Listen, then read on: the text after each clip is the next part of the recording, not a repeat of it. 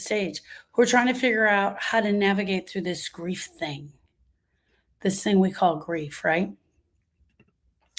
So I want to say welcome to each and every one of you. Thank you for joining me today.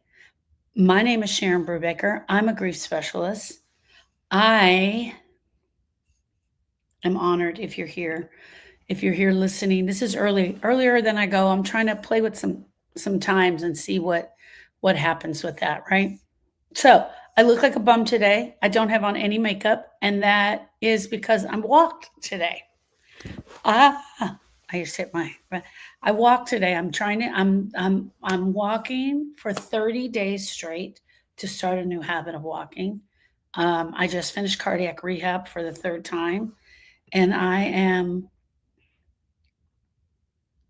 committed to changing the way I live, my heart, all of that stuff. So thank you guys, and welcome to everybody who's here. I have a great lesson plan for us. I actually have a couple parts of the lesson plan for us, so I'm kind of excited about that. All right. How's your grief doing? How's your grief doing, friends? How's your... Oh, okay. Let me get comfortable. I have on no makeup. I did not wear this hat. I just threw this hat on. I want to tan my bald head. So if you guys haven't met me yet, I'm bald. So I'm trying to get my bald head tanned. So my name is Sharon Brubaker. I'm the owner of the Grief School, the place where healing begins. I help women who are grieving. I help women who are grieving a deep loss process their pain so they can stop pretending that they're okay. They can stop pretending like everything is okay, and that they can stop pretending to make everybody else feel comfortable. That's the bottom line. Why do we pretend? We pretend to make everybody else feel comfortable so that they can feel like, oh, I got it going on. I'm here. Hold on, because I just closed my notes. Girl, you can't do that. Come on. I created this big, beautiful lesson, and look at where I'm at. Okay, let's see here. So I want to welcome everybody that's here. Hey, Sandra, how you doing today, my love? My friend. Hey, Sarah. What time is the graduation? What time does the graduation start? Sending you. I actually was walking today and I was thinking about you. I was thinking about you this morning as I was walking. As I was walking out on my walk today, I was absolutely thinking about you. So I know you got a lot going on, and I just want to send you just all the good energy for you, for Chris, for your heart. I'm leaving in less than 2 hours. Okay. Just let you know, I was actually thinking about you today, and just, we're going to be sending you good energy today, my love. Okay. I got a couple things planned. I'm going to do what I posted in the, talk about what I posted, but I went into the Griever's Guide because I talk about the Griever's Guide a lot. And so I went into the Griever's Guide, and I'm going to start teaching from the Griever's Guide as well, so that you guys can understand how the Griever's Guide all came about. The Griever's Guide is a book that's free that Eric and I wrote. And if you're in the live, you can tap in the bio that says Beacons AI, the Grief School, or you can go into my bio here and you can click on that.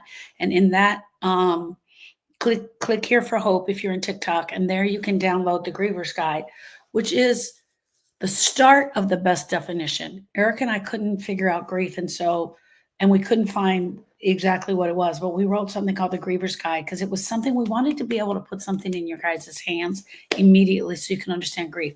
Now, honestly, we wrote it almost 18 years ago. Well, hello, Lauren. How are you today? We wrote it almost 18 years ago. Lauren, can you tap the screen and get me up to 2,000, please, if you can hang in for a minute? Lauren's my daughter, you guys, in San Diego, California.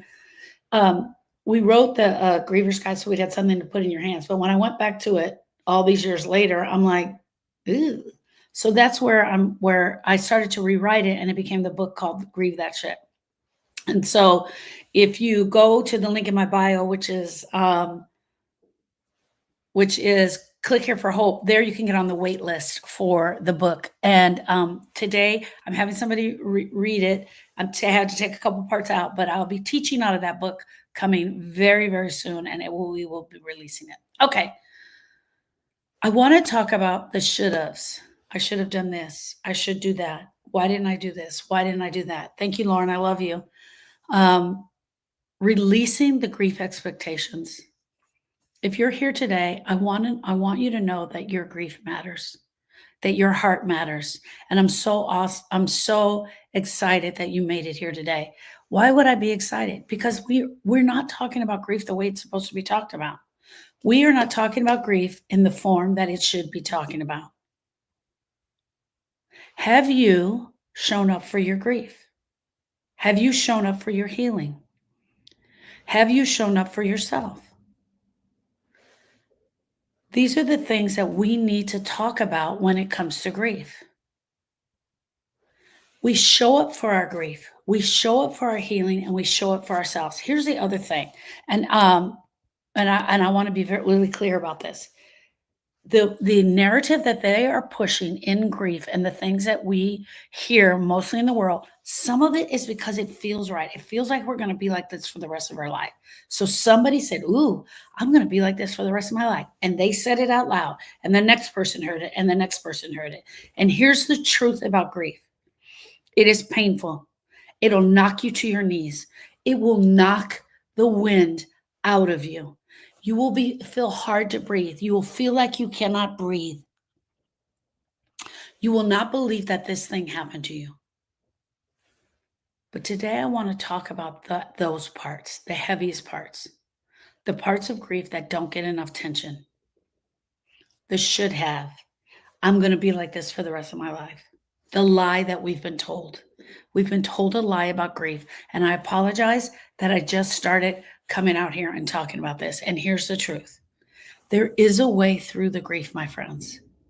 There is a way through the pain. I don't know the timeline. I don't know how long it's going to take. For each and every one of us, it's different.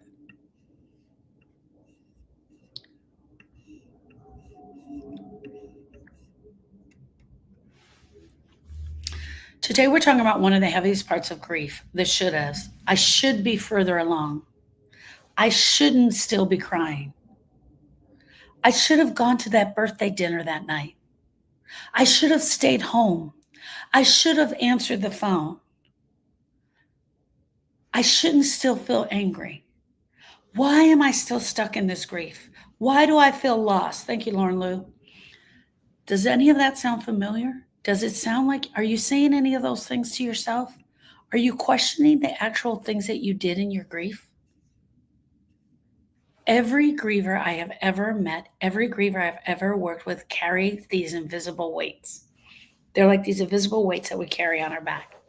The expectations, the pressures, the expectations, the pressures, the comparisons, the guilt that comes from made up timelines on where we should be and at what time we should be there. The guilt and the heaviness that the world puts on us as where we should be. But they're not yours to carry. They don't belong in this grief. We put them there. We put them there from expectations that we're putting on ourselves. These should haves were handed down to you by the culture, a culture that tells you that it's time to move on, that you got to move beyond this pain. It's time to get over it. A culture that hasn't taught us how to grieve. A culture that expects us to just shut the hell up, go sit in the corner, and be okay with it. Some of us have some heavy hitters coming up this week. We had Mother's Day. Some of us have graduations like Miss Sarah. She's talking about her graduation. Some of us have vacations that we're trying to plan. Some of us have parties we're going to. Saturday is a party for a graduation. That's what I'm doing in Arizona. Next week, my mom's having a minor surgery. There's something, things are going on. The life doesn't stop because we're grieving, friends. The life keeps going. Even though we're grieving, life keeps going. How do we show up? Some of us have birthday celebrations. I see you, my friend. Some of us have birthday celebrations for our people. Today, we're going to talk about those expectations that come from us inside and how to name them. And most importantly, how to let go of these expectations in our grief. So I want you to take a deep breath. I want you to get still. You are not behind. You are not broken. You are grieving. And welcome to the Grief School, the place where healing begins. If you don't know me, my name is Sharon Brubaker. I'm the owner of the Grief School. I help women who are grieving from a deep loss. I help them process their pain so they can stop pretending, so they can learn how to live around the people that are forcing them to want to be over this. So let's start right here. Let's start right here. Since I said that, let's start right here. The problem with the word should, let's start with that. What's the problem with the word? Let's talk about the lies of grief culture has sold us. Somewhere along the way, we were told that a grief is a short session. Heading to work. Thank you. Thank you, Lauren. Thank you, Lauren. I love you. Thank you so much. Somewhere along the way, our culture sold us this bill of goods. Somewhere along the way, we were told grief is going to be short. Friends, I'm going to tell you this, okay? I'm going to tell you this right now. Recently, I was on a live and I had a person said, well, after the funeral, will I feel better?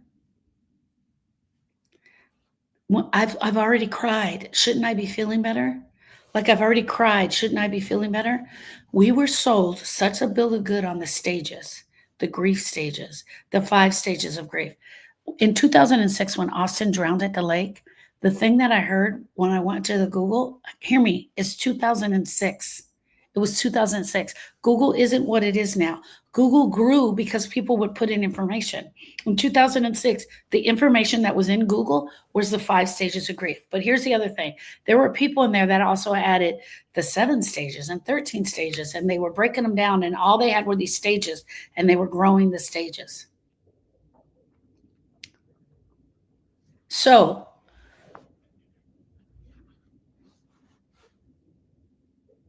the should has come about the stages. It came in the stages. The healing is quiet.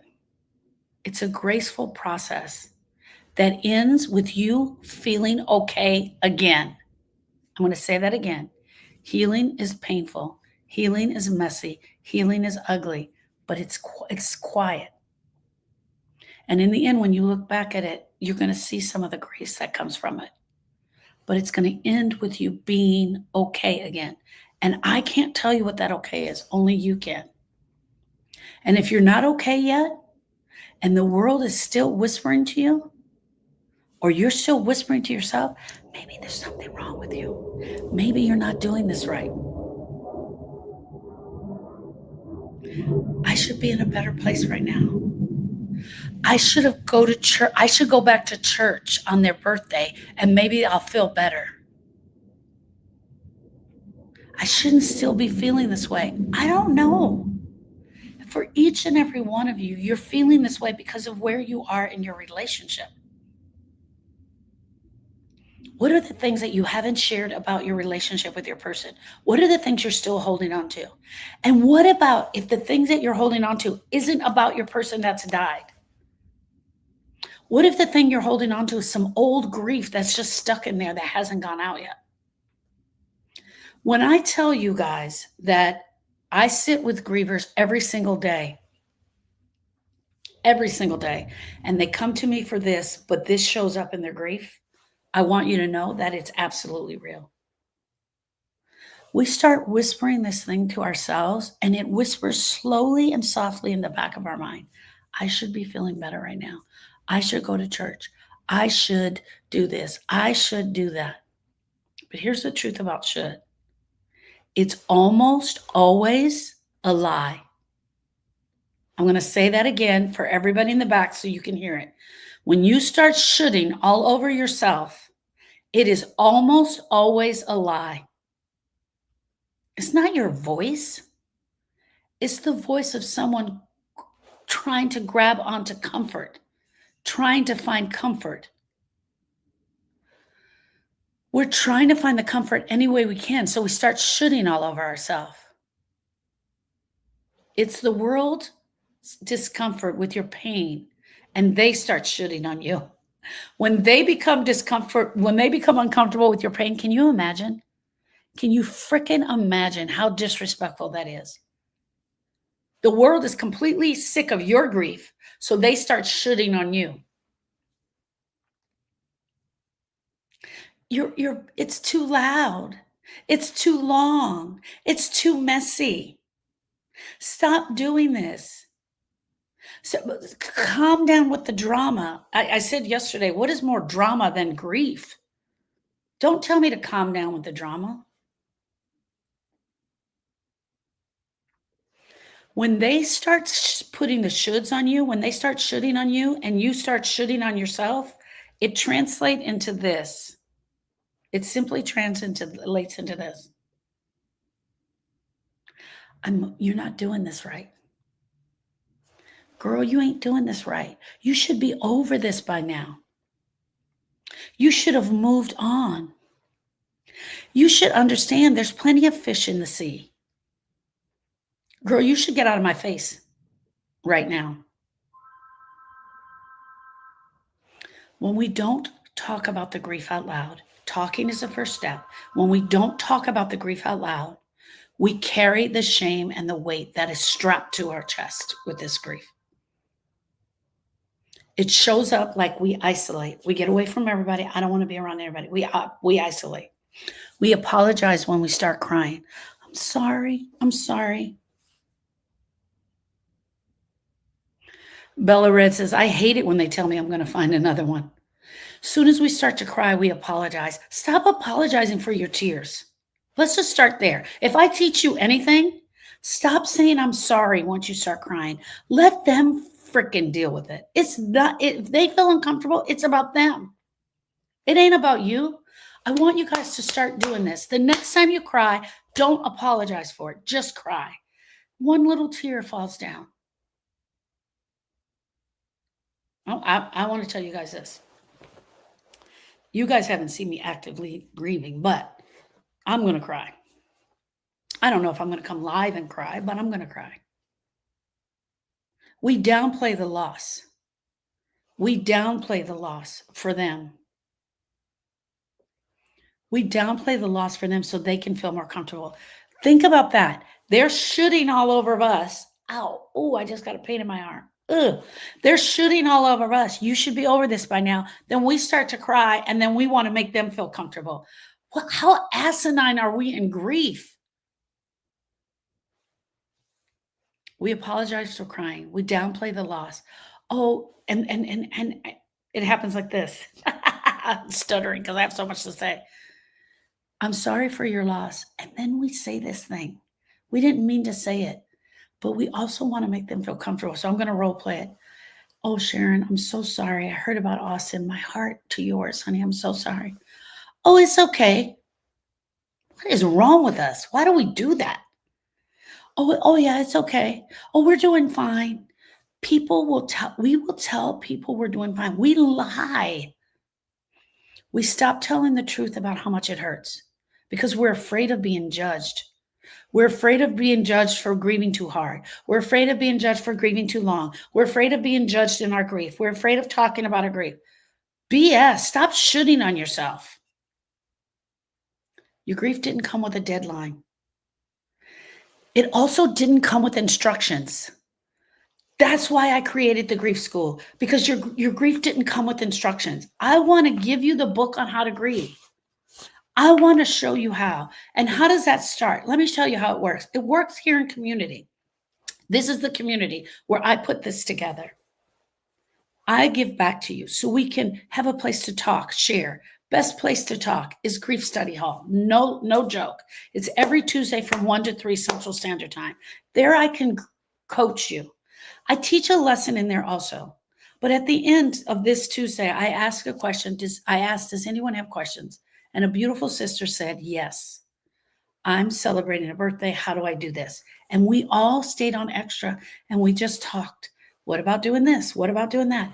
What if you had a place to come where people could help you? What if you had a place to come where people could help you figure things out, where people could tell you you're not crazy, you're just grieving, and it's okay? Grief is messy, it's real, and it's human. And most people in the world don't understand it. And there's no checklist that I can give you. There's not a checklist where I'm going to go down here because it changes, it ebbs and flows every day. There's no deadline. And it's different for every single one of you.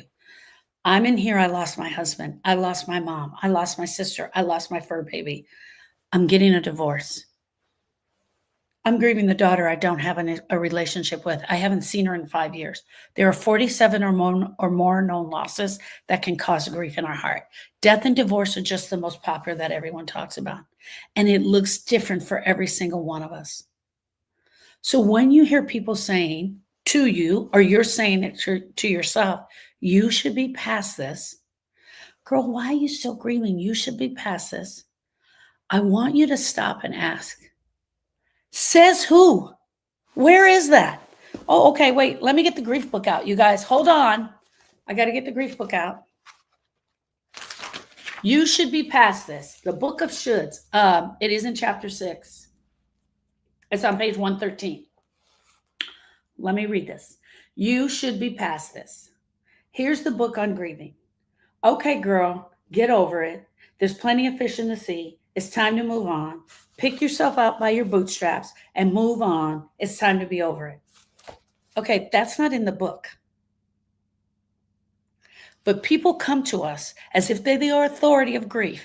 And they have this book and they read out of this book and they tell us how to grieve. And who the hell are they to bring their book to my grieving experience? You are exactly where you're supposed to be right now. And we're all in different places. You are exactly where you're supposed to be right now. You do not have to perform your pain for anyone. You don't have to hide your pain for anyone. The society has told us a lie, and us little broken souls, we buy into it. You don't have to perform. You don't have to get a book on your own. You don't have to get a book and start going in there. What you have to do is be honest. You have to be honest with where you are. Are you telling should have statements to yourself? That's what today's talk is about. What is a should have statement? I should be past this. I should be feeling better right now. I should be in a better place. I should be dating already. I should be able to have this conversation without crying. What is a should have statement that you're telling yourself? What is one should statement you caught yourself repeating lately? Anybody, if you have any should have statements, what's one of them that you catch yourself saying? Are there any should have statements that you find yourself saying? I should be feeling better. I should move on. I should pretend that this is not happening. I should act like everything is okay whenever they're around. I should be able to get through the day without being sad. Oh, Rachel, my heart to yours, love. I should be able to get through the day without being sad. Okay, amazing should have. Rachel, I'm going to turn it on its head. Hey, Paula, I see you. I should cry. I should have done more. I should start going through Cedric's things already. Oh, Bella Red. I should spend more time with my mom. I should spend more time with I should be getting on with life. Deborah says I should be getting on with life. That's a great one. I should get on with life. I should have been more over this already. I said it yesterday and sitting here now, I'm saying it. I should be over this already. Who says? Who says that? Who says that's true? I'm not. Deborah, if you were to call me up and we sat and we talked, you said, Sharon, I should be over this already, I'm going to say, who said that? Who says that true? I don't see it in this book. Let me go on, you guys. Let me go to chapter 8. This is chapter 8. The other one was on page 113. This is on page 165. Who says that your grief should be over right now? Who's the boss of you? Who's telling you that your grief's on a timeline? Who's the boss of your grief? This grief is yours. This grief is yours to do with as you see fit. You get to say when you clean out the closet, don't put the pressure on yourself. Who says you should be through the day without being sad? Why? Grief is the worst thing that's ever happened to you. Your heart was just ripped out of you. Why should you be over this already? Yep, it's in the chapter. It's not a calendar, it's really a grief book.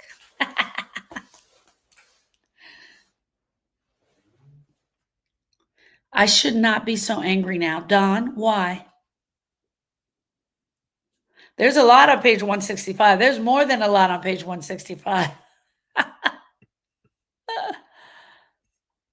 Hold on one second. It's mine and I hate it. Deborah says, it's mine and I hate it. Deborah, stop hating it. Stop hating it. Hear me out, Deborah. Don't hate it. Acknowledge it. There's parts of it you can hate. There's parts that you can be angry at, but don't hate the grief. The grief was given to us to serve a purpose. And that purpose is for the review. It is for you to do a review of your relationship, your love, your pain, your brokenness, everything that happened in your relationship. It is for you to take a deep dive, for you to go down and really look at everything. I have this is me, and this is just me, and I'm going to throw it out. And this is not in my notes, so I'm ad-libbing this. Ladies, I'm through menopause already. I'm already smack dab in the middle of menopause, but I truly remember whenever it was my time in the month, whenever I got my monthly, it was my time in the month. For 3 days, 5 days, I'd be so depressed. It was like I would go down into my life and I would start reviewing in those emotions and in those hormones every bit of my life. What are things I wanted to change? It was like my brain just dropped down and I would do this review. I would do a review of my life and I'd be on my monthly and I'd be sad, I'd be crying, I'd be doing a review. And then at the end of that 3 days, I would just start to feel better. I would do this review of my life every time I got my period. Of course, sometimes it was crazy, right? Sometimes it was crazy. Sometimes it was like, he doesn't love me. Oh my gosh, he's cheating on me, right? Sometimes I went into cuckoo zone. To me, grieving is the exact same thing. You're doing a review. You drop down. It's depressing. It's sad. You're crying. You're doing a review of your relationship. Why did I do this? Why did I do that? Should I have done more? And that is the best example I have because you women have experienced this. There's a lot of times when I get young girls on here and I've been crying for 3 days. I don't know what time, I'm just crying. And sometimes I'll say, girl, are you on your period? And it's like, it makes the grief worse. It does. We have to talk about that. This is the best example that I have. And I just pulled it out. I've been thinking about it, but I don't have a monthly anymore. But when I would have that, I would do this review. And at the end of time, 3 days, 5 days, 7 days, I would come up and I always discovered stuff about myself in that review. I always discovered stuff about myself, stuff that I wanted to change, stuff that I wanted to work on. All right. If today's message is hitting you at any point, I want to invite you to download the Griever's Guide if you haven't done it. It is a free book that Eric and I wrote, and we give back to the community. You guys are all in the community. This is the community. So I wrote the Griever's Guide. If you're in TikTok, you're going to click on the link that says click here for hope. And if you're on the live, you just click the beacons AI at the bottom where it says the Grief School, and you download the Griever's Guide. It's a gift that I'm giving you to help start making sense of this. And today I added a lesson from the Griever's Guide that I'm going to be teaching. A little mini lesson at the end of the big lesson. I explain to you what grief really is, what it's not, what people think, what about timelines, what about the fake stages. I break it down into just truth. I couldn't find the definition of grief that I wanted to put out. There wasn't any. So I added to it. I created it. So what things I want you guys to know. Friends, when you break grief down, the grieving process, it's pretty simple.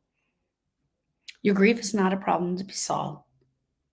It is pain that should be tended to by you, the griever. And if you've ever said, I'm doing this all wrong, or I don't know where to begin, the Griever's Guide is for you. And if it speaks to you and you understand it, I created a 6-video series to go along with it. And if once you download it, you're going to get invited for the 6-video series. And I will tell you, I do have hair in the series. At some point, I think I'll go record it, re-record it. I don't know. But in there, you're going to get an offer to purchase the 6-video series that comes with their journal. And it is a great place for you guys to start. It's $27. It's video series. It's a great place to start. Okay. Telling the truth about your grief is so important instead of performing your grief. Hold on one second. I got a question in the live and I got to.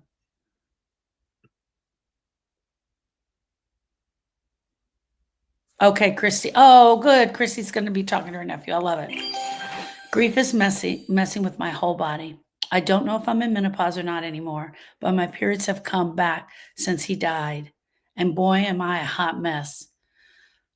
When it's that time, the anger, wow, the anger is so bad. Deborah, do you know who you're angry at? Do you know who you're mostly angry at? You don't have to share it here. One of the biggest traps in grief is trying to live up to the version of yourself that no longer exists. Hey, Suzanne, love it, love it. One of the biggest traps in grief is that we're trying to live up to the version of ourselves that no longer exists. You'll find yourself wondering, why can't I be who I used to be? When I shared Suzanne's poem yesterday, I call it a poem. It could be a post, but it was absolutely beautiful. Beautiful. She says, I'm not that person anymore. And I'm looking for her and I don't see her. I'm ad-libbing. You look at old photos, you hear laughter, you remember who you were before. And sometimes now going in there and acting like her, you feel ashamed. But the woman who you were before the loss, she doesn't live here anymore. I'm so sorry, guys. A part of your heart went with her, with them, and they took that part. We don't just survive this.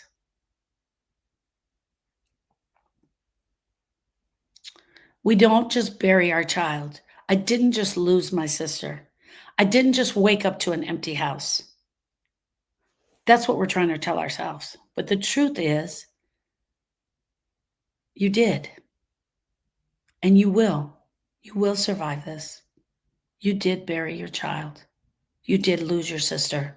And your house is empty. That's the truth. And I'm so sorry that I'm having to tell you that. And here's the other part. You're still here. You're still here. And you have to figure out who she is. Who is she now? What version of you deserves love? What version of you deserves respect? Hey, Miss Mary, tell us his name, Mary. Miss Mary, what's his first name? What version of you deserves respect? What version of you deserves love?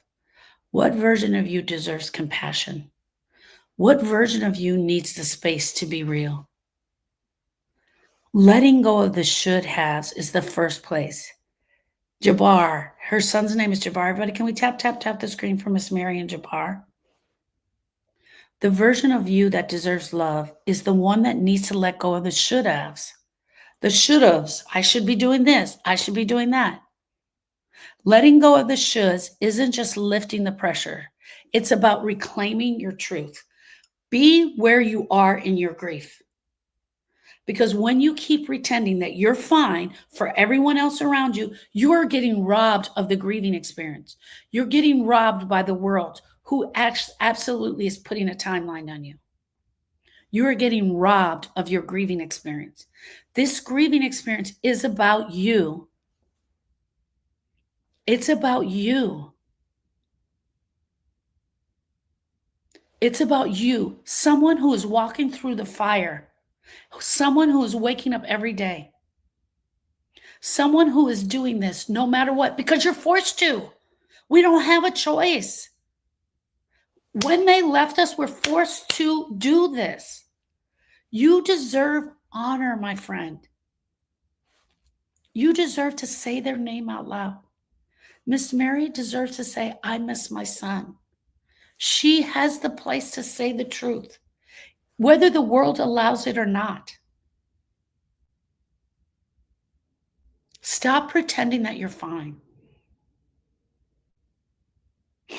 You deserve this honor. The more you try to be who you were before the loss, the more disconnected you become. I'm going to say that again.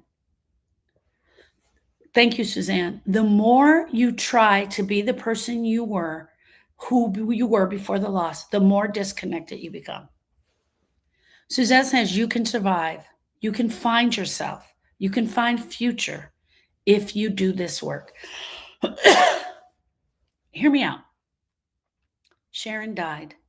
Sharon was my best friend. Sharon is my best friend. Sharon is my best friend. Sharon is my best friend.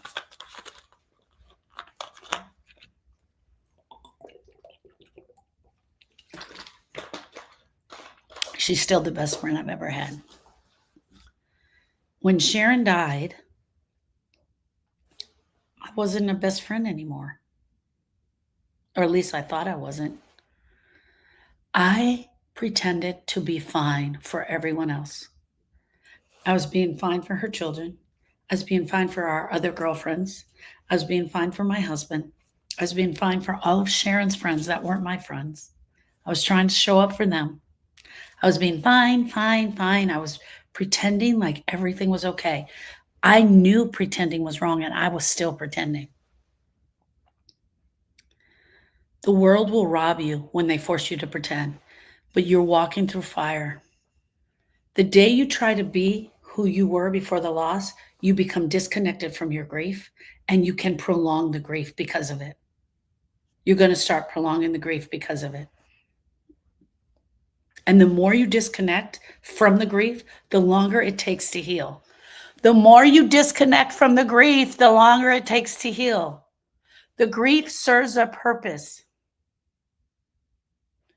Healing doesn't come from the idea of getting back to our old life. We have a new life. Miss Mary says the grief scares me. It scares the shit out of all of us, Miss Mary. Excuse my language. Yes, and that's why grief should be done in community, because it's scary. It's overwhelming. It's messy. And we come together and we do this together. We talk about it. And the best place to talk about it that I have right now is Grief Study Hall. It's on Tuesdays and Thursdays from 1 to 3. It comes from honoring who you are. It comes from honoring who they were. It comes from honoring your grief and all that comes along with it. So let's stop pretending like everything is okay and pretending like we can move on in this grief. Friends, stop editing your sadness so that everyone else can feel better. Stop trying to make everybody else feel better.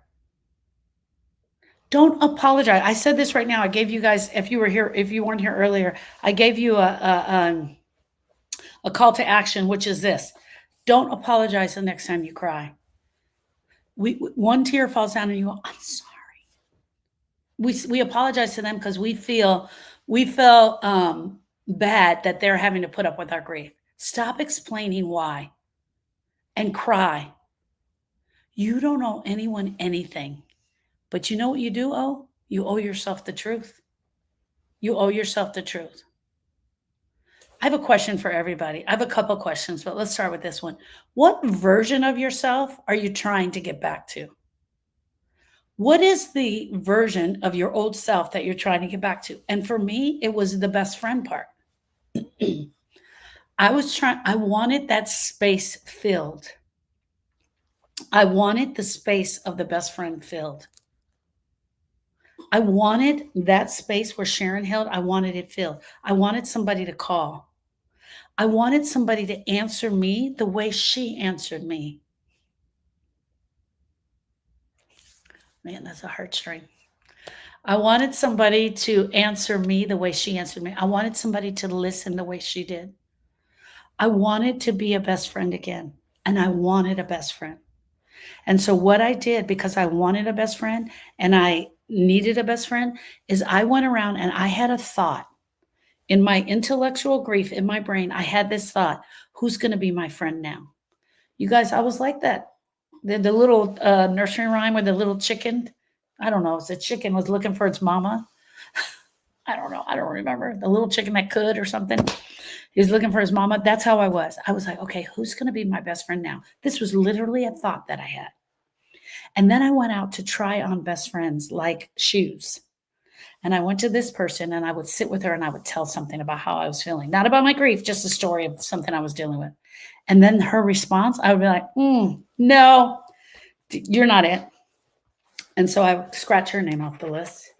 And then I would go to the next person and I would, nope. And I would scratch her name off the list. And I was trying on best friends like shoes. I was trying to replace the loss. I was trying to replace the loss of what I had lost. I was trying to replace the loss of who I had lost, Sharon, my best friend. And I was trying on people like you wouldn't believe till I got to my daughters. And what I finally happened was I got to my daughters and I could at least sit and talk with them. And I felt okay with that. And that was at least comfortable. What version of yourself have you been trying to replace? And honestly, as I sit here and talk to you guys today, I have many, many beautiful friends. I have many, many beautiful sisters in this group, but I don't have a Sharon. Flaw Girl says, I had someone tell me today, why are you still so sad? I had to remind them about Ian. Yeah. And I was just, because I'm grieving. What version of yourself have you been trying to replace? Okay.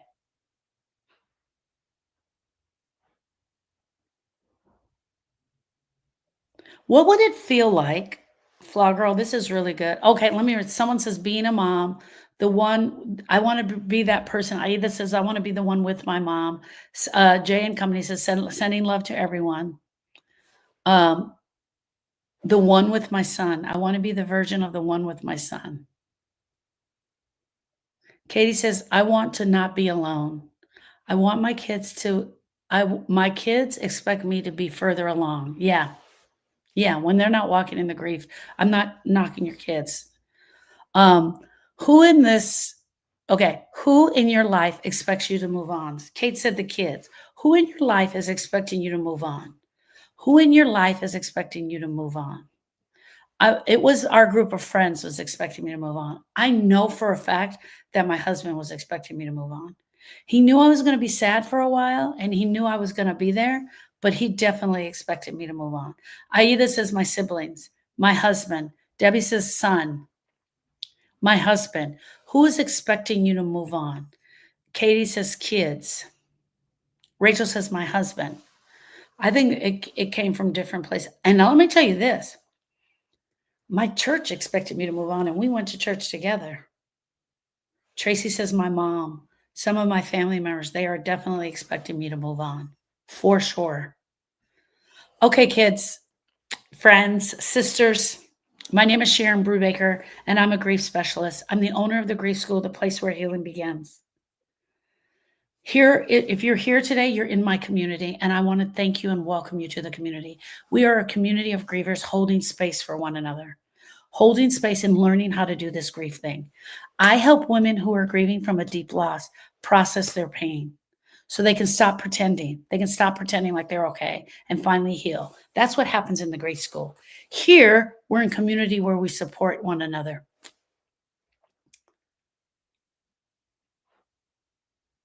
Dawn says, nobody right now. It's only been 2 months 2 months tomorrow. My heart to yours, Dawn, for the 2 month. Sending you love, Dawn.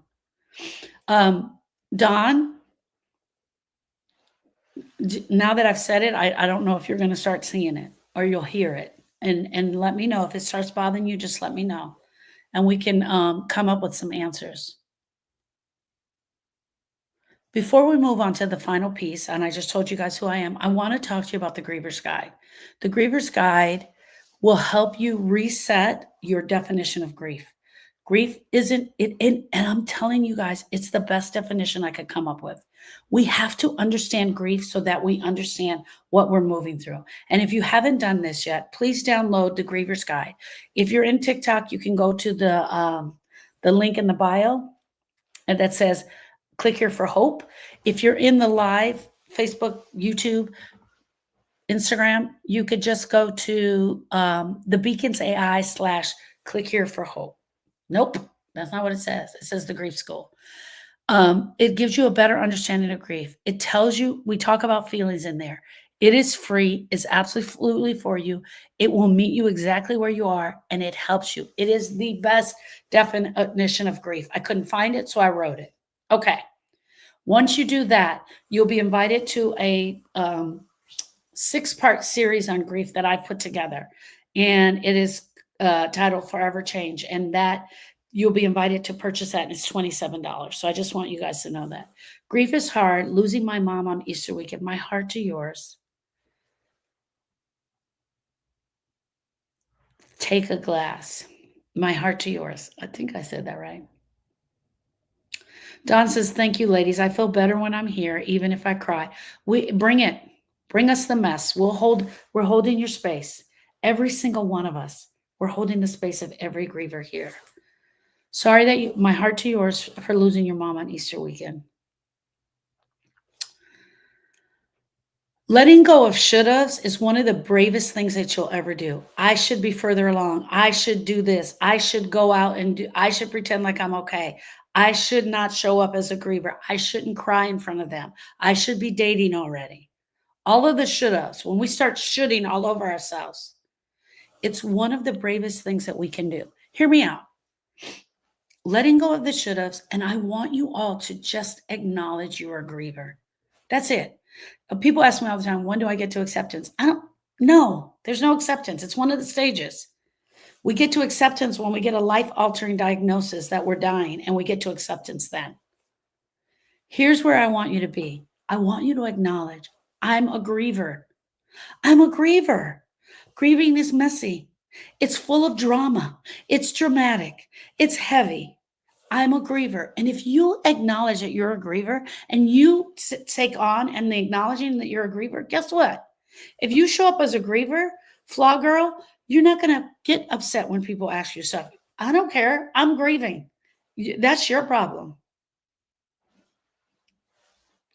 When you show up as a griever, you're allowing the space, you're honoring yourself, you're honoring your person, you're honoring the space for you and your person.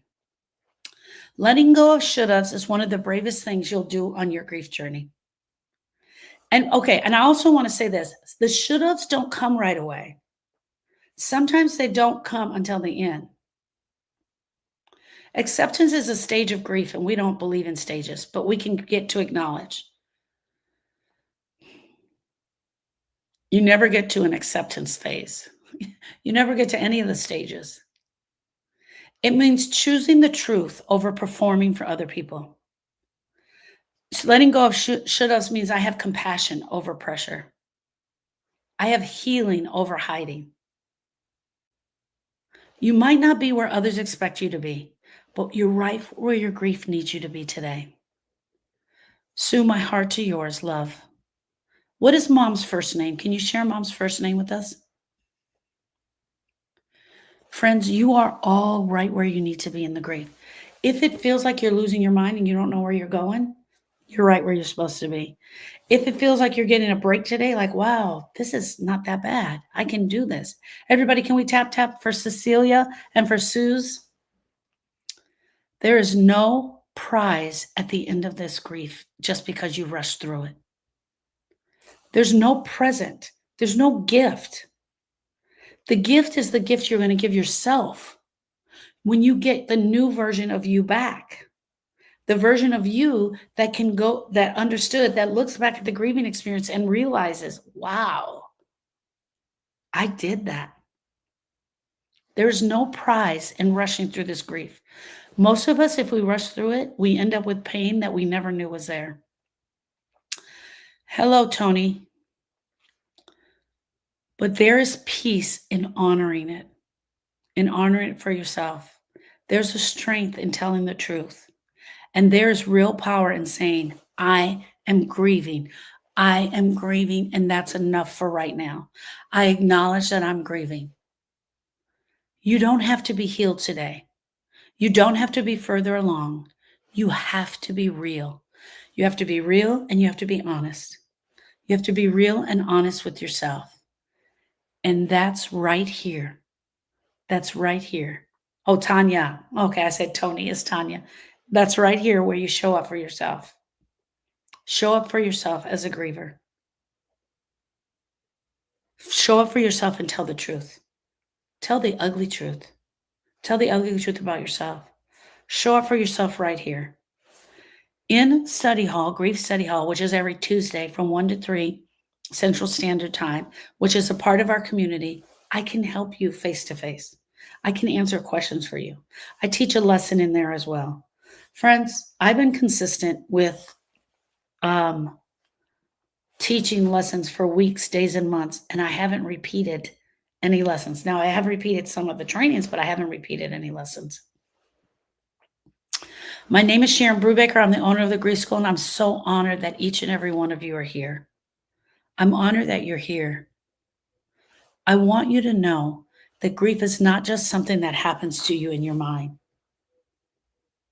You have to understand two parts of the grief. There is an intellectual part that takes place in our brain. The brain is trying to control the grief. The brain wants to take over the grief. The brain wants to save you from this grief. But the part that hurts is in your heart. The part that hurts is in your chest. It is in the core of being who you are. It is in the core of being who you are. Sue says it's a struggle every day. I'm in school and I have to go through my mom's stuff. Sue, do you have to go through the mom stuff right now? And I'm supporting my dad through his grief. I'm glad you're here, Suze. Suze, go and download the definition of grief. It's called the Griever's Guide. It's up here. It's in a link called Click Here for Hope. When grief hits, it doesn't feel like a thought. It feels like pain. And for a lot of us, we don't even realize that it's a thought. Okay, how your heart feels through grief is a little mini lesson that I have that I am going to, I think I'm going to continue teaching from that. No, I don't think so. I'm going to teach on Saturday. I'm going to teach this on Saturday. I'm going to be on Saturday morning at 7 a.m. Central Standard Time. I have a question for everybody, and I'm going to hang up from the lives and I'm going to stay in TikTok for a little bit longer. What would it mean to you? What would it mean if you begin where you are right now and be okay with where you are in your grief? What would it mean for you right now if you're just like, I'm just going to be okay with where I'm at? I'm crying. This hurts. Instead of resisting it, instead of pushing back against it, I'm going to acknowledge that I'm grieving. I'm going to acknowledge that it is a struggle every day. Instead of pushing back against the struggle, I'm going to go, okay, today's going to be a struggle. Grief is heavy. I'm going to acknowledge that in my brain and in my heart. Debbie says I wouldn't make it. Well, you wouldn't make it if you acknowledge that you're grieving? You're already grieving. Okay, let's start there, you guys. You're already grieving. You're already grieving. But when we resist it, we make it worse. We prolong it. It's just a simple shift, Miss Debbie, is all it is. It's a simple shift from, I don't want to do this. I don't want to do this. This is too hard. It's too heavy. It's too painful. It's just a shift. It's a shift from I'm stuck. Take the shift from I'm stuck. She says I'm stuck. Take the shift and just turn it a little bit. Today is a struggle. I have no choice but to acknowledge it today. That's what Miss Sarah said. Debbie, today is a struggle. Today I'm stuck, but I have no choice but to acknowledge that I'm stuck. You wouldn't feel so stuck. All I'm asking you to do is acknowledge Today I feel stuck in my grief and I acknowledge where I'm at. Just acknowledge that you're stuck. But add the end of the sentence. I acknowledge that I'm stuck in my grief. Just that. Friends, when you acknowledge the thing, it's as if you take your hands from resisting and you just put them down. I didn't change anything for you. It just allows you to take a deep breath. It allows you to take a deep breath. That's it. I am a griever. I am grieving. I am actively grieving. And this is going to be really hard.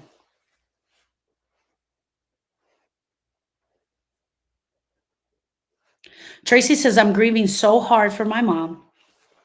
My dad and her were married for 62 years and he's not. Do not compare your grief to his, Miss Tracy. Do not compare your grief to his. That's number one.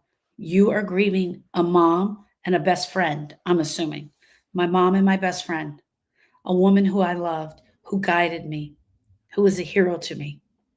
He's grieving his lover, his partner, his friend, his best friend, right?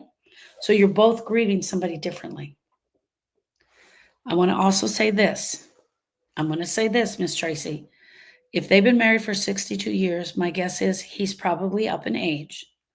And most seniors buy into the living must go on. Yes, it hurts, but the living must go on. Also, if you're showing him a lot of your grief, he may be holding his grief back so he doesn't share the pain with you. The number one thing you have to do, Miss Tracy, is stop comparing your grief to his. Don't. You guys are grieving differently. Your relationship with her was different. And if he's older, he's going to show up a lot differently in his grief. Also, he's male. Let me add to that. He's male, and they honestly were taught the living must go on, don't show your pain, all of that stuff they were taught.